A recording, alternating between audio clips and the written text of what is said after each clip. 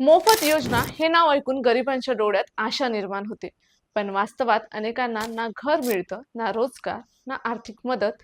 फक्त फॉर्म भरा, कागद जमा करा आणि सरकारी कार्यालयाचे उंबरठे झिजवा, एवढंच त्यांच्या वाट्याला येतं. त्यामुळे प्रश्न एकच, सरकारच्या योजना खरंच जनतेसाठी आहेत की फक्त जाहिरातींसाठी? देशात आणि राज्यात दररोज नवीन योजनांची घोषणा केली जाते. महिलांसाठी योजना, शेतकऱ्यांसाठी योजना, विद्यार्थ्यांसाठी योजना, बेरोजगारांसाठी योजना.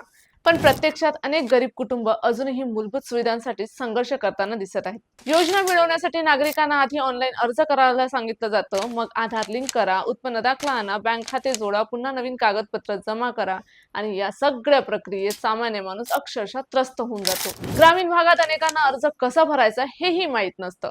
इंटरनेट नाही, मोबाईल नाही, तर काहींना दलालांकडे पैसे देऊन फॉर्म भरावे लागतात. तरीही अनेक अर्ज रिजेक्ट होतात. काही ठिकाणी लाभार्थ्यांच्या यादीत नावच नसतं, तर काहींना महिनोमहिने लाभ मिळत नाही. पण दुसरीकडे योजनांच्या जाहिरातीसाठी मात्र मोठ्या प्रमाणात खर्च केला जातो. गरिबांच्या नावावर योजना जाहीर होतात, पण फायदा नेमका कुणाला होतो, हा प्रश्न आता सर्वसामान्य नागरिक विचारू लागले आहेत. कारण आजही अनेक कुटुंबाकडे पक्क घर नाही, रोजगार नाही, उपचारासाठी पैसे नाही आणि शिक्षणासाठीही संघर्ष सुरूच आहे. सर्वात मोठी बाब म्हणजे योजना सुरू झाल्याचं कळतं, पण बंद कधी झाली हे नागरिकांना समजतच नाही. त्यामुळे अनेक गरजू लोक सरकारी मदतीपासून कायम वंचित राहतात. मोफत योजनांकडे मोठमोठे दावे, जाहिरातींवर कोट्यावधींचा खर्च, पण जमिनीवरचं वास्तव्य मात्र वेगळंच चित्र दाखवत आहे. कारण आजही गरीब माणूस मदतीसाठी सरकारी दारात उभाच आहे.